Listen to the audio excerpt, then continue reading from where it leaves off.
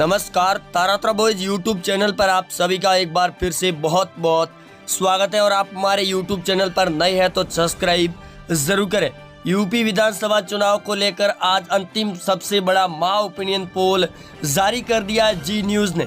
वहीं प्रथम चरण से 2 दिन पहले आज ओपिनियन पोल ने यूपी के अंदर बड़े तौर पर उलटफेर मचा कर रख दिया है। वहीं आज दोस्तों जी न्यूज़ के फाइनल ओपिनियन पोल के मुताबिक दलित और मुस्लिम सीटों से लगाकर 403 सीटों पर किसकी बन रही है सरकार, इसको लेकर आज फाइनल ओपिनियन पोल जारी कर दिया है एबीपी न्यूज़, जी न्यूज़ और टाइम्स नाउ ने।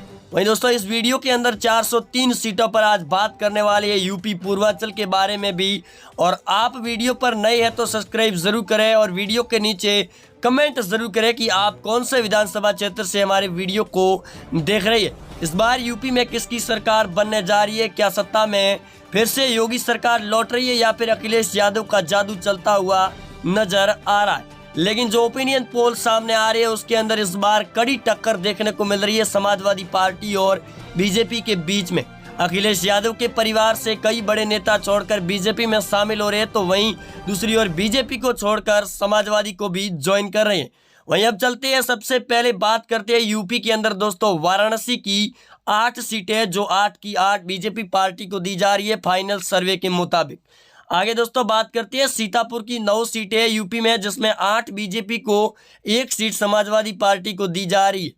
वहीं दोस्तों आगे बात करते हैं गोरखपुर की 9 सीटों पर, जो कि 9 की 9 सीटें बीजेपी पार्टी को दी जा रही है। यहाँ से समाजवादी पार्टी को 0 सीट मिल रही है। वहीं दोस्तों आगे आजमगढ़ की बात करें, जहां मुस्लिम क्षेत्र सबसे ज्यादा माना जाता है और इसकी 10 सीटें, जिसमें 9 समाजवादी पार्टी को दी गई है और 1 सीट बीजेपी पार्टी को दी जा रही है। प्रयागराज की बात करें, कुल 12 सीटें विधानसभा की, जिसमें 11 बीजेपी को दी जा रही है और 1 सीट समाजवादी पार्टी को। बीएसपी और कांग्रेस को 0-0 सीट दी गई है। प्रतापगढ़ की बात करें, कुल 7 सीटें, जिसमें 5 बीजेपी को, 2 एसपी पार्टी और 3 सीटें लगातार पिछड़ रही है। वहीं दोस्तों आगे बात करते हैं एटा की, जिसकी 4 सीटें, जिसमें 2 BJP, 2 SP party, BSP Congress को 0-0 सीट है। गोंडा जिले की बात करें, कुल 7 सीटें, जिसमें 6 बीजेपी को, 2 एसपी पार्टी, बीएसपी कांग्रेस को 0-0 सीट है। वहीं दोस्तों आगे लखनऊ की बात करें, कुल 9 सीटें, जिसमें 6 बीजेपी, 2 एसपी पार्टी और 1 सीट बीजेपी कांग्रेस पार्टी को दी जा रही है। बाराबंकी की बात करें, कुल 6 सीटें, जिसमें 4 बीजेपी को, 2 समाजवादी पार्टी को दी जा रही है। आगे दोस्तों बात करते हैं औरैया जिले की 3 सीटों पर, जो 3 की 3 बीजेपी पार्टी के खाते में नजर आ रही है। आगे जालौन की बात करें, कुल 3 सीटें, जो 3 की 3 बीजेपी पार्टी को दी गई है, बाकी को 0 सीट है। बागपत जिले की 3 सीटें, जिसमें 1 बीजेपी, 1 एसपी और 1 बीएसपी पार्टी, कांग्रेस को 0-0 सीट दी गई है। कानपुर नगर की बात करें दोस्तों, 8 सीटें बीजेपी को, 1 सीट एसपी पार्टी और 1 बीएसपी को दी जा रही है। कुल 10 सीटें कानपुर नगर की। बलिया जिले की बात करें, कुल 7 सीटें, जिसमें 4 बीजेपी, 2 एसपी और बीएसपी पार्टी को 1 सीट है। कांग्रेस पार्टी को यहाँ से भी 0 सीट मिल रही है। कुशीनगर की बात करें, कुल 7 सीटें, जिसमें 5 बीजेपी को, 1 एसपी और 1 सीट बीएसपी पार्टी को मिल रही है कुशीनगर से। रायबरेली की बात करें, कुल 6 सीटें, जिसमें 3 बीजेपी, 1 एसपी, 1 बीएसपी और 1 कांग्रेस को है। जौनपुर की बात करें, कुल 9 सीटें, जिसमें 5 बीजेपी, 3 एसपी, 1 बीएसपी, कांग्रेस को यहाँ से भी 0 सीट है। बिजनौर जिले की बात करें, कुल 8 सीटें, जिसमें 5 बीजेपी, 1 एसपी, 1 बीएसपी और 1 सीट कांग्रेस पार्टी जीत रही है। वही दोस्तों आगे बात करते हैं सहारनपुर की 7 सीटों पर, जिसमें 4 BJP, 3 SP party, BSP Congress को 0-0 सीट है। वहीं आगे बात करते हैं सुल्तानपुर की 5 सीटों पर, जिसमें 2 BJP, 3 SP party, BSP Congress को 0-0 सीट है। गाजीपुर की बात करें, कुल 7 सीटें हैं दोस्तों, जिसमें 4 बीजेपी, 2 एसपी पार्टी जीत रही है, 1 सीट कांग्रेस पार्टी को दी जा रही है। फतेहपुर की बात करें, कुल 6 सीटें, जिसमें 2 बीजेपी, 2 सीटें एसपी पार्टी जीत रही है, वहीं 1 सीट बीएसपी और 1 कांग्रेस है।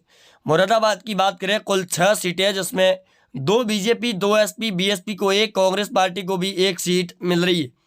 आगे दोस्तों बहराइच की बात करें, कुल 7 सीटें, जिसमें 5 बीजेपी, 1 एसपी और 1 सीट बीएसपी पार्टी, कांग्रेस को भी 0 सीट मिल रही है। आगे दोस्तों बात करते हैं बरेली की 9 सीटों पर, जिसमें 4 बीजेपी, 2 एसपी, 2 बीएसपी और 1 सीट कांग्रेस पार्टी को दी गई है।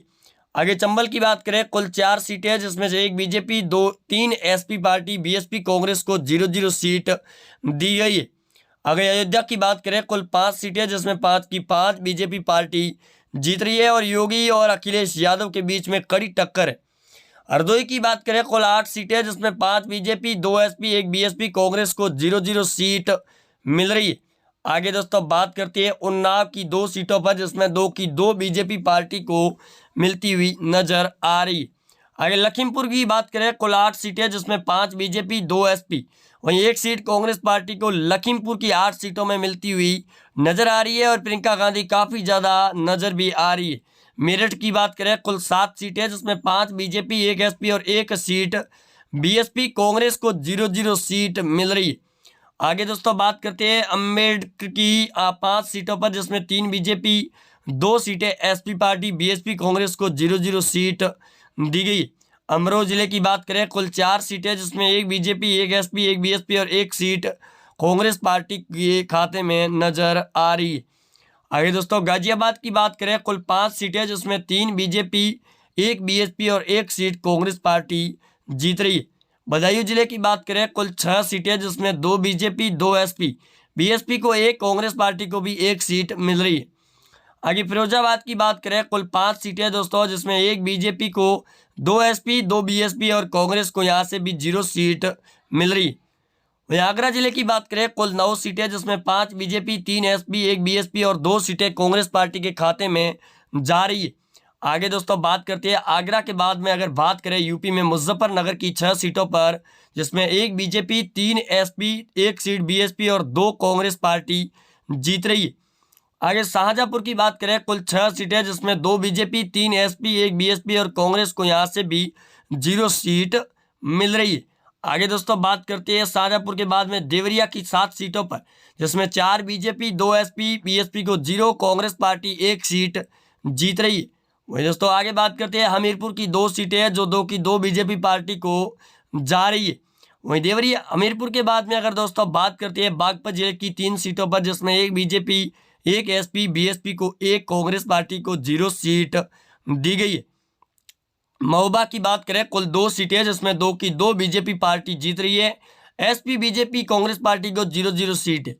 हमीरपुर की बात करें, कुल 2 सीटें, जिसमें 2 की 2 बीजेपी पार्टी जीत रही है। वहीं दोस्तों आगे बात करते हैं कौशाम्बी जिले की 3 सीटों पर, जिसमें 2 BJP, 1 SP party, BSP Congress को 0-0 सीट मिल रही है।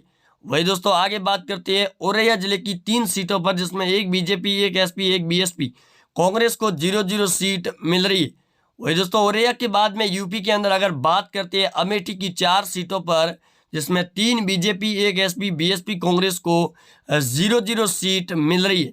वही दोस्तों आगे बात करते हैं काशीराम नगर की 3 सीटों पर, जिसमें 3 की 3 बीजेपी पार्टी को जाती हुई नजर आ रही है।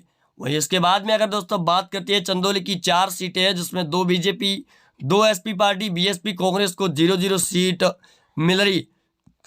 वही दोस्तों आगे बात करते हैं इटावा की 3 सीटों पर, जिसमें 2 बीजेपी, 1 एसपी, बीएसपी कांग्रेस को 0-0 सीट मिलती हुई नजर आ रही है। वहीं इसके बाद में दोस्तों बात करते हैं यूपी के अंदर बुलंदशहर की 7 सीटों पर, जिसमें 5 BJP, 1 seat SP, 1 BSP Congress को 0 सीट मिल रही है। आगे दोस्तों बात करते हैं मिर्जापुर की 5 सीटें, जिसमें 3 बीजेपी को, 2 एसपी पार्टी, बीएसपी कांग्रेस को 0-0 सीट मिल रही है। वहीं दोस्तों यूपी की कुल 403 सीटों की अगर बात करें इस बार, जहां 290 सीटें बीजेपी पार्टी को दी जा रही है पूर्ण बहुमत के साथ में।